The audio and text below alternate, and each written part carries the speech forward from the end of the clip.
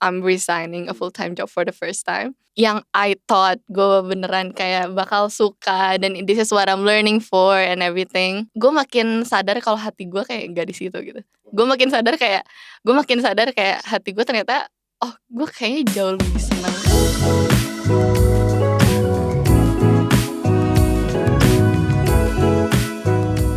Hey everyone, I'm Billy and welcome back to the Perantau Podcast, di mana kita ngomongin para perantau di Australia itu ngapain aja sih. Di episode kali ini, gue ngobrol bareng Shelina Felicia Livianto, lulusan RMIT yang sekarang kerja di marketing. Tapi sejak ikutan satu project di sektor pendidikan pas kuliah, Nina jadi mulai mikir, apa mending ganti karir? Walaupun baru mulai kerja, apa yang dia kira dream job, sekarang Nina mau ngejar sesuatu yang terasa lebih bermakna. Kita ngobrol tentang pengalaman dia berorganisasi selama kuliah di Melbourne, dan kenapa Nina melihat masa depannya kembali ke Indonesia dan di industri pendidikan. Langsung aja, ini dia Nina di Perantau Podcast. Oke, sekarang gue marketing officer di one of the multi-brand fashion store. Tapi funny thing is gue lagi ngajuin resign. Hah? Kenapa? Lu baru mulai? Hah? Lu baru mulai? Enggak, gue udah lumayan lama. Ya udah baru mulai sih, bener sih, baru kayak 3 bulan. Iya, itu setengah tahun aja belum. Gue baru ngajuin resign. I'm just gonna be transparent. Gue baru ngajuin resign karena long story short, I wanna focus on the education sector. Oh, oke. Ngejar PR kah? Enggak, not early childhood. Oke. Kayak apa ya? Ini kemana-mana sih jatuhnya jadinya. Karena apa ya? Meskipun dulu tuh, jadi kan gue communication advertising degree graduate, which is like a creative industry, kayak advertising, campaign, all of the nyambung banyak sama media juga, communication and things like that. Terus jadi kayak marketing tuh sebenarnya something that aligns a lot with my degree. Tapi kayak tahun lalu, kayak waktu my final year, aku got accepted in the RMIT International Indonesia Strategy Project, which like opened my eyes into like what the education sector is doing. Dan all of the education partnership, international partnership and things like that. Dan kayak punya pengalaman di situ, terus kayak get to see everything. Dan kayak actually setelah itu kan, karena itu internship kan, it was like a 9 months internship in total. Sebenarnya kayak udah bukan internship lagi sih, itu aja kayak got extended, like my contract got extended. Terus aku cobain deh kerja di bidang yang emang sesuai dengan degree aku, itu di marketing officer kan. Dan kayak thank God keterima di marketing di my current office as a marketing officer, yang I thought gue beneran kayak bakal suka dan this is what I'm learning for and everything. Tapi gue makin sadar kalau hati gue kayak gak di situ gitu. Gue makin sadar kayak hati gue ternyata gue kayaknya jauh lebih seneng as education sector itu tadi. As education sector, dimana kayak gue pengen aja kayak, I think it's just such a privilege to kayak gain all of the working culture here. Dan kayak yang gue pengen tuh bawa semua yang bisa gue pelajarin di sini dan gue balik ke Indo gitu, dan gue bawa semua culture itu ke Indo, apalagi di bidang education sector. I think because itu lumayan sektor yang tabu lah, bukan tabu, ada stigma gak lah semua orang kayak terlalu tertarik sama bidang itu gak sih? Kayak orang-orang kan tertarik kayak bisnis, ya asal lu bisnis, asal lu bikin bisnis sendiri, lu asal bisa cuan. Iya gitu. Iya gitu kan. Cuman orang-orang kayak gak terlalu terekspos of how the Indonesian education sector is doing at the moment. Kayak sejomplang apa si orang-orangnya kayak bisa kayak swasta, negerinya tuh jomplang banget gitu loh. Dan kayak bahkan banyak di area Indonesia yang bahkan gak, sekolah tuh susah banget gitu istilahnya. Iya gitu sih. Karena apa ya? Oke, sekarang kayak kita lanjut ngomongin tentang yang di RMIT International itu ya. Waktu interview kan gue kan gak ada degree di education, gak ada degree di business development, commercial strategy or anything like that. Kayak gue beneran a final year student who's just like looking for internship, kayak whatever that I got. Terus kayak waktu gue ngeliat si job postnya Indonesia Strategy Project, oh gue orang Indo, oh gue boleh dong, gue apply aja gitu kan.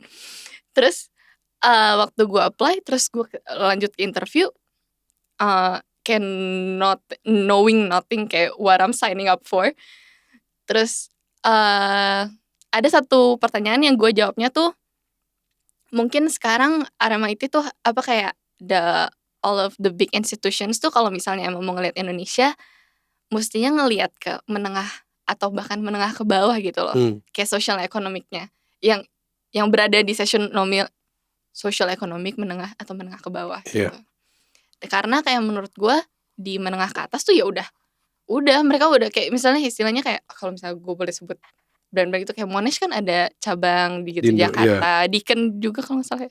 Iya, lupa ya. Tapi kayaknya Deakin banyak engagement sama Indo juga sih. Iya kan? Itu gue tahu.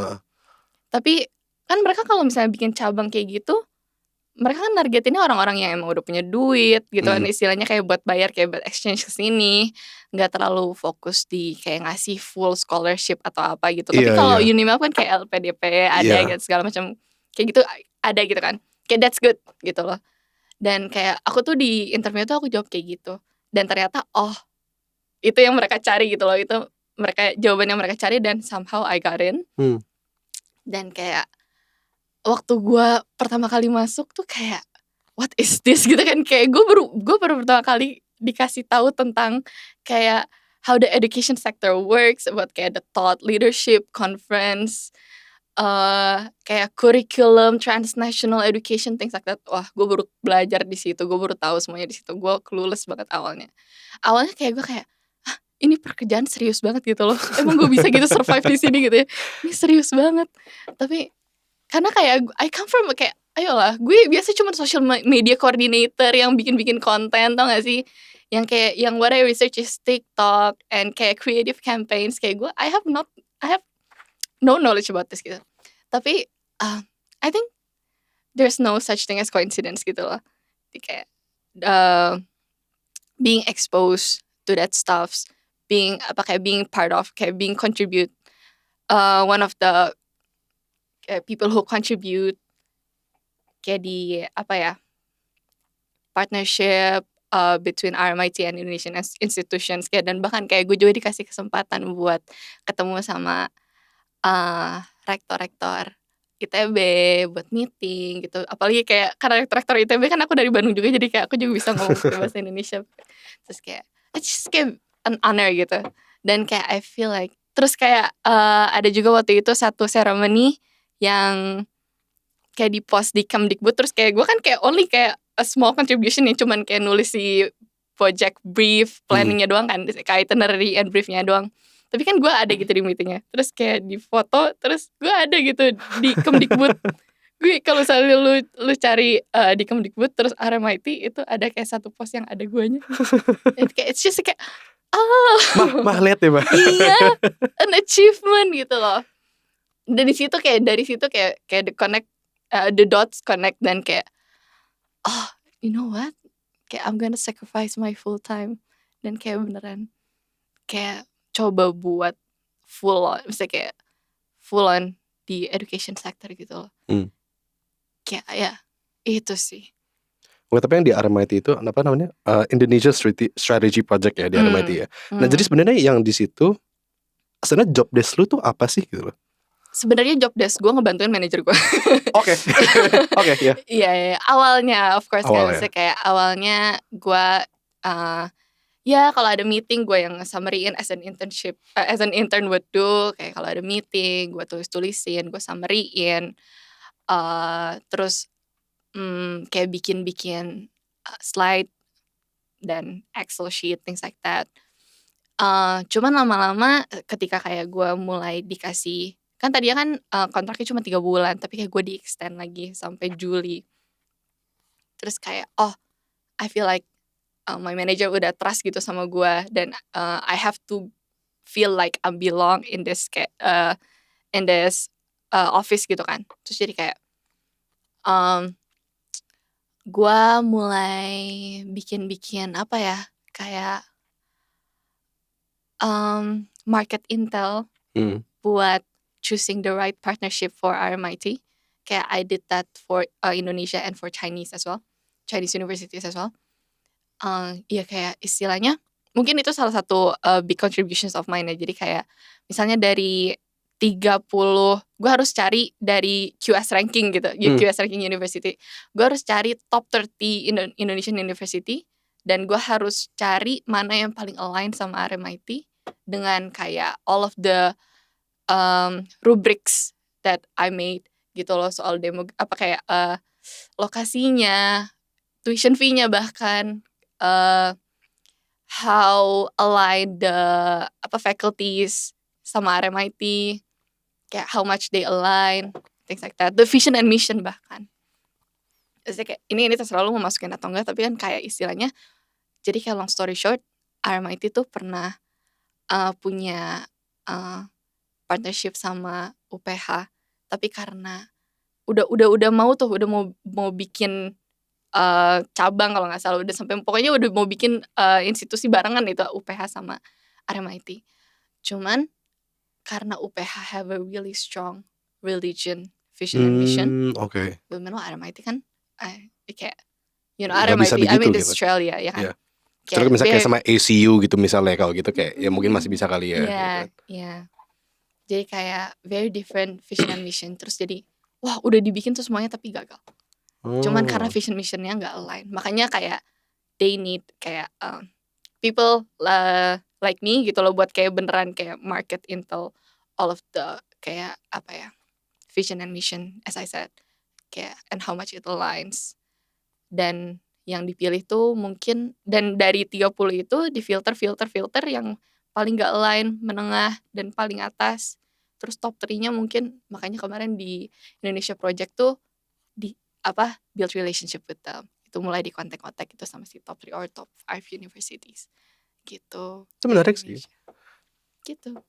Like, I just kayak realize kayak there's a lot of effort in just like meeting with one institution. A lot of, dan itu kayak dari meeting one institution itu belum tentu ada hasil apa-apa. Kayak pasti harus lagi. It takes years to kayak beneran kayak apa ya, ada hasilnya yang kayak apa ya, ada hasil yang jelas tuh butuh banyak banget meeting, cari lagi gitu. Menurut lu tantangannya paling besar yang itu maksudnya mau coba untuk kerjasama atau misalnya untuk ketemu sama orang, ketemu sama institusi yang hasil akhirnya bisa jadi lama, itu menurut lu tantangan terbesar sebenarnya apa sih? Apa ya, oke. Kalau misalnya dari satu meeting gitu ya, terus kayak ada yang harus something that has to be agreed on gitu kan. Tapi kan itu kayak cuman on paper, maksudnya gimana ya? Oke, RMIT dan bla bla bla gitu ya. RMIT dan A gitu ya. RMIT dan A mau fokus di bidang digital apa segala macam. Cuman kan istilahnya dari semua proses itu kan harus kayak ada sponsor, harus ada apa ya, stakeholders yang dari bisnis yang bakal support atau gimana gitu kan. Makanya kayak bahkan dari government-nya gitu loh, istilahnya kayak cari sponsor ke government yang mau nge-fund ini atau enggak atau segala macam gitu kan, it takes time gitu loh. Kayak iya ya itu sih mungkin dari fundingnya gitu ya kali ya, karena I feel like karena kalau in this case mungkin mau fokusnya tuh ke yang menengah, jadi kayak istilahnya orang-orang yang gak terlalu punya financial support yang terlalu banyak, tapi mau apa ya, mau berkarir gitu kan, mau berkarir. Nah RMIT itu tuh mau ngambil orang-orang yang itu gitu loh istilahnya. Jadi kayak makanya kayak gak bakal terlalu banyak apa ya istilahnya, gak bakal terlalu kerjasama sama gak bakal terlalu nyari orang-orang yang udah tinggal di kota-kota besar kayak Jakarta gitu. Kayak bahkan kayak lebih fokus kayak ke orang-orang kayak di kota-kota menengah gitu kayak Bandung, Yogyakarta, Batam. Iya. Dan iya, kayak I feel like apa ya? Soalnya there's not much gak terlalu banyak fasilitas yang kayak bisa apa ya? Diambil kalau nggak terlalu punya banyak financial support gitu kalau di Indonesia. Itu susahnya. Dan mungkin RMIT mau buka opportunity di situ gitu. Kalau misalnya bahkan lu nggak terlalu punya banyak financial support juga lu bisa kok gitu berkarir gitu. Dan apalagi misalnya di bidang-bidang yang lagi emerging gitu kayak digital creative, things like that. Iya gitu sih. Dan iya mungkin kayak I think the government is seeing that as well, has been seeing that as well, makanya kayak ada LPDP atau kayak full scholarship ke luar negeri ya kayak gitu sih. Does that make sense? Ya yang ngerti kok. Dan itu menurut gue juga menarik sih. Nah sekarang kalau misalnya kita ngomongin lu secara pribadi gitu, lu sebagai individu, kan lu sekarang ya kemarin lu kerjanya in a very Indonesia centric workspace gitu kan, maksudnya yang all the agreements and all the work related stuff has to do with Indonesia. Marahin aja kita di sini acara juga tentang Indonesia gitu.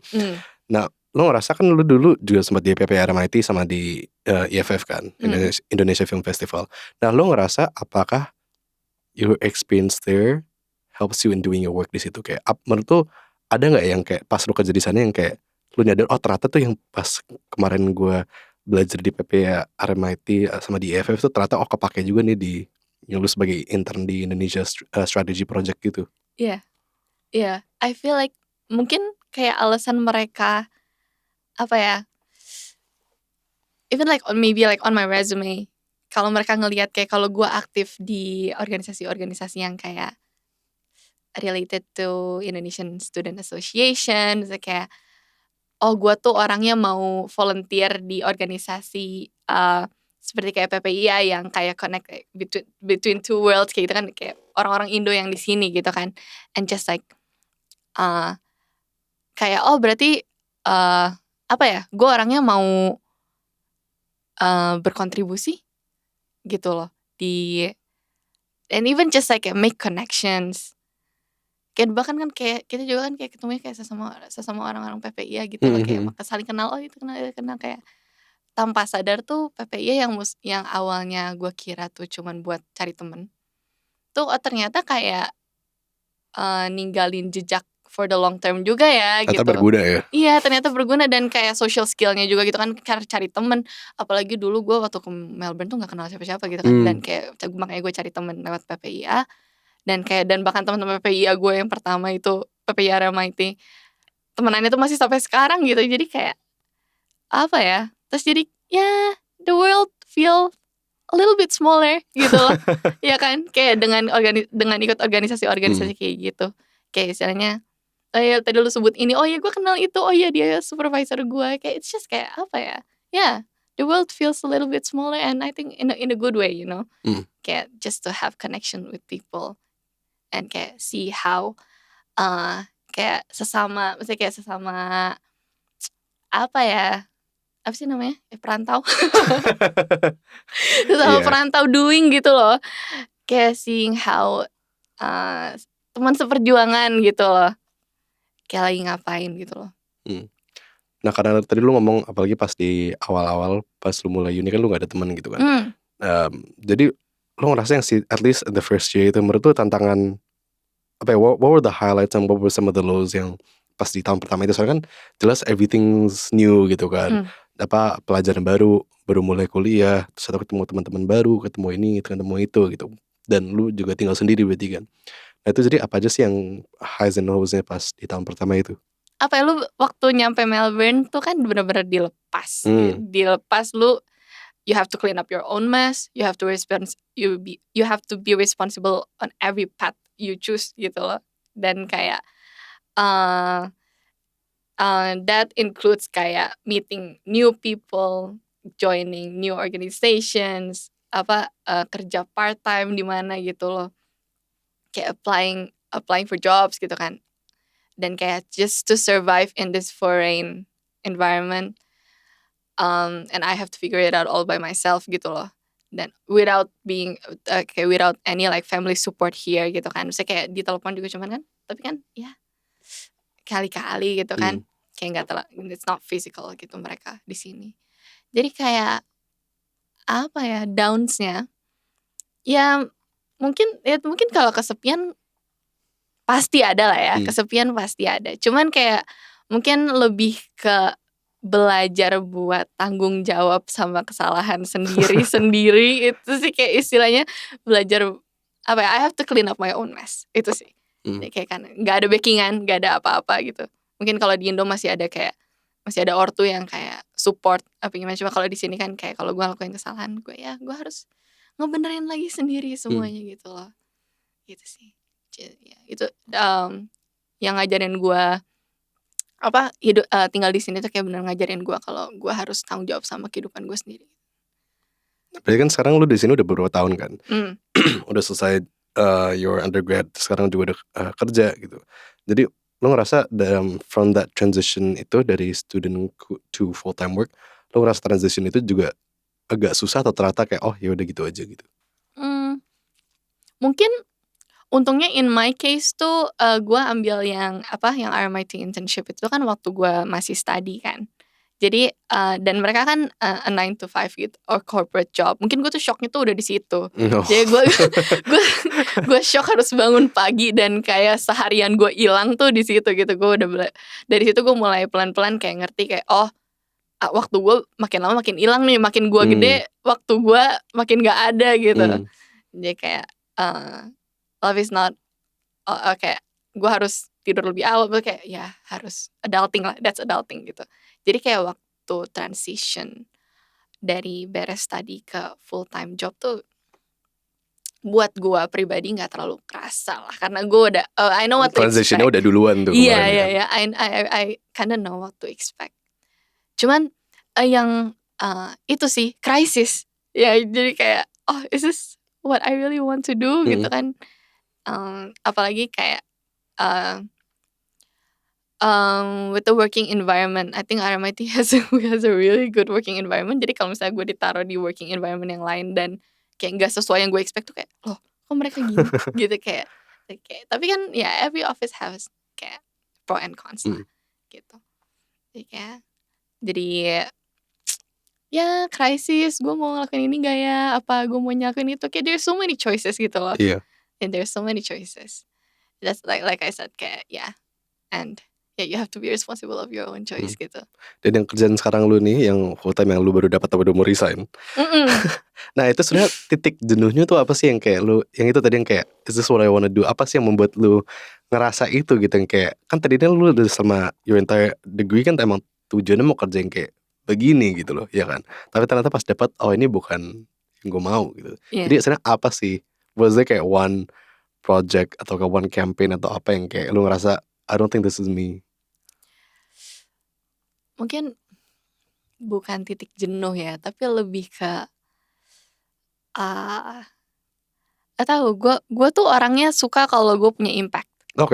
Gue orangnya suka kalau misalnya emang ternyata apa yang gue lakuin tuh bisa bermanfaat gitu. Meaningful work ya. Dan di fashion industry it's not really, maksudnya kayak it's not really a demographic that I want to be impactful in. Maksudnya ngerti gak sih? Kayak karena fashion industry kan, dan apa ya, I don't feel like there's any result of what I'm doing. Gue gain 500 followers, that's cool. Tapi kayak like apa ya impact yang gue beneran, I mean kayak sebenarnya kan kita bisa kayak do for the long term impact gitu kan, kayak I can be like doing this job dan kayak have an impact later kalau misalnya kayak I learned a lot. Cuman I feel like apa ya, kalau misalkan I cannot see myself grow kayak Kayak ngerasa di situ kerja begitu ya udah mentok aja, udah gitu aja Iya, gitu loh. mentok banget gitu loh. Apalagi kalau misalnya industrinya agak micromanage, agak micromanage kayak I really cannot kayak do anything, kayak gue ngikutin aja gitu. Apa yang mereka mau gue kerjain, apa yang mereka mau gue kerjain tanpa gue bisa kontribusi. Padahal lu cuma ngerasa kayak you're just another employee gitu loh ya kan. Iya. Intinya kayak gitu kan. Iya. Berarti masa dibanding misalnya kayak yang tadi misalnya education sector, masa di mana kerjaan lu secara langsung ngerasa berdampak gitu loh, yang kayak you help bridge people, you help build connections, you help build meaningful lasting work gitu. Misalnya kayak just education sector, atau mungkin misalnya kayak gue juga ngeliat lu berarti mungkin kayak NGOs atau yang kayak gitu-gitu mungkin ya, yang lebih kayak giving back to the community juga berarti kan. Iya, benar. Dan apa ya, gue juga mikir di Melbourne gue cuman sisa, kan gue sekarang kayak TR kan 485, gue di sini cuma 2 tahun lagi gitu loh. Dan gue kayak pengen coba aja gitu loh, gue pengen coba dan gue pengen coba buat kayak see what's out there gitu loh, apa yang bisa aku ambil, kayak bisa nggak sih kayak gue kayak dapetin apa yang emang gue mau gitu kalau gue berjuang, kayak I wanna push myself, kayak if it'll take me to all the networking events, I'll do it gitu loh. Kayak I just wanna push myself buat kayak beneran apa ya, punya fokus gitu lah, kayak gue pengen dapetin ini gitu loh. Coba bisa nggak ya gitu. Tapi if it takes me to go through kayak all of kayak mistakes, process, overcome again, kayak things like that, kayak it's okay gitu. Dan iya kayak buat, maksudnya kayak istilahnya tadi gue tuh kayak bahkan mau apa gue harus brief dia dulu ya kalau sebenarnya gue udah resign. Tapi kayak no, I'm just gonna be transparent. Kayak we cannot say we're still young. Cuman kayak istilahnya lah ya, kayak I'm just gonna be transparent. This is my kayak phase of life. Kayak I'm resigning a full-time job for the first time, and just because like I want to pursue, I want to see what's out there, kayak I want to see what I can do gitu. Gitu sih. Jadi kira-kira nanti yang lu mau cari back to full time lagi kayak apa sebenarnya? Maksudnya kayak is there anything specific that you found so far yang kayak wait abis ini gue mau apply ini sih gitu, atau lu masih a bit more vague yang tadi kita ngomongin? Sebenarnya my dream role is in the communication officer in institution. Itu ya kan, karena aku have a communication degree dan aku pengen di education sector, it aligns gitu kan. Kayak gue pengen di situ.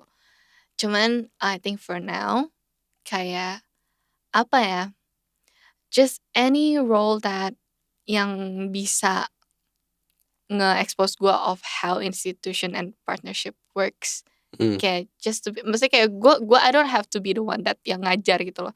Gue gak harus jadi yang ngajar, atau gue gak harus yang jadi kayak build up curriculum. Just to being exposed to the how institution work with students, kayak all of the apa ya, maybe I just like being in a student environment kind of working culture gitu loh. Yang kayak gue pengen gitu nggak empower young people, pengen ngobrol banyak sama young people, pengen tahu gitu loh kalau misalnya sekarang tuh apa ya, anak-anak muda tuh punya mimpi apa sih gitu, kayak mereka tuh tahu nggak sih mereka mau apa gitu. I mean like no one knows kayak mereka maunya apa, mereka cuma pura-pura tahu doang gitu kan istilahnya. cuman ya kayak gue pengen aja gitu, gue seneng sih ngedengar kayak cerita-cerita orang lain, pendapat orang lain, makanya kayak gue pengen tahu banyak aja gitu loh, tapi di daerah situ gitu, if that makes sense. Yeah. I guess looking forward, misalnya kayak misalnya sekarang lu jadi udah explore di misalnya in your degree tadinya communications and a bit of advertising and all that, terus itu ternyata yang lu seneng itu pas lu magang in the education sector gitu kan, in the higher education sector, dan ternyata pas yang lu mendapat kerjaan yang selama ini lu pikir was meant for you, ternyata enggak gitu kan. Jadi you've had the time to think about in terms of kayak pathways from learning to working, kayak, dan kadang-kadang mahasiswa belum tentu mikir gitu loh, kayak bukan mereka nggak mau mikir, tapi kadang-kadang emang nggak kepikiran aja gitu kan. Apalagi mereka baru mulai, umurnya masih belasan gitu. Kadang-kadang emang nggak tahu aja gitu loh, kayak and that's not their fault gitu kan. Jadi kira-kira yang what kind of advice yang lu bisa kasih ke mereka yang kayak that they should think about before, misalnya either before starting their degree atau kayak pas mereka masih studi gitu, kayak what should they think about with their work future gitu. I feel like don't say no to opportunities. Maksudnya karena we'll never know. Kan kadang-kadang kayak orang kayak, oh kalau gue belajar di business, ya gue mau kerja yang job desk-nya related to business only gitu. Istilahnya kayak mereka nggak mau, ngerti lah, mereka nggak mau degree mereka sia-sia. Atau misalnya kayak apa yang, kalau misalnya if we're talking about younger audiences, kayak kalau misalkan mereka suka matematika gitu, mereka mau jurusan matematika dan mereka mau fokus karya di matematika. Sometimes it doesn't have to be like that. Yeah. Kayak kalau misalkan kayak ada opportunity yang kayak lewat-lewat gitu, just say yes. Karena kayak you actually never know gitu loh, apa yang bakal lu alamin di opportunity yang you say yes gitu loh.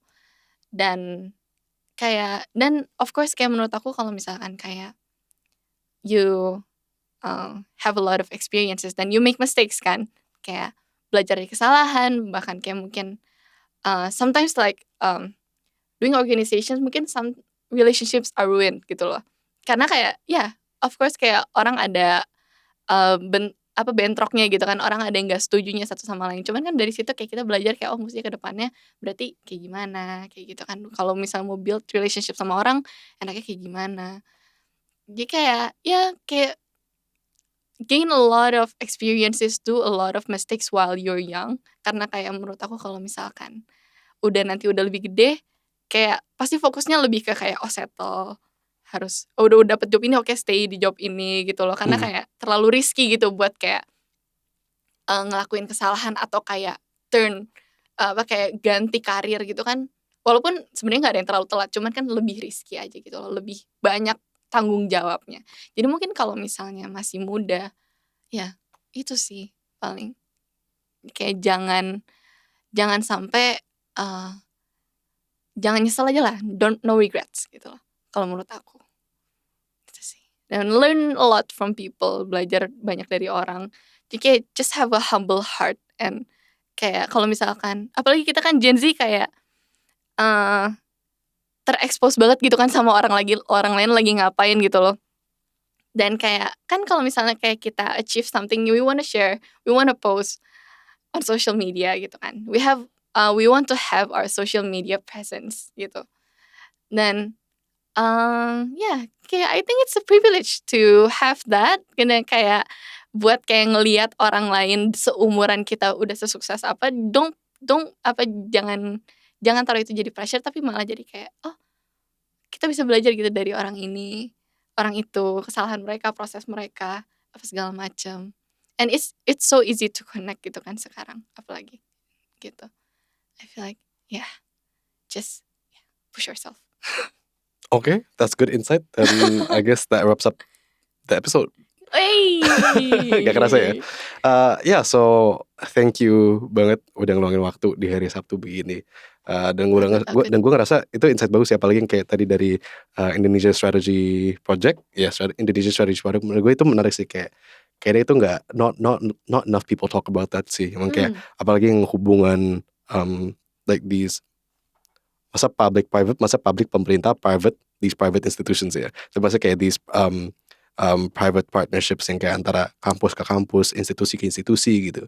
Menurut gue itu menarik sih, dan kayaknya ternyata tuh emang banyak kerjasama antara Indonesia sama Australia yang not necessarily pemerintahan gitu, tapi maksudnya dari institusi dan dari orang-orang juga gitu. Menurut gue menarik sih, dan thank you for shedding some light on that juga sih. Gue ngerasa itu penting. All good. The honors all mine.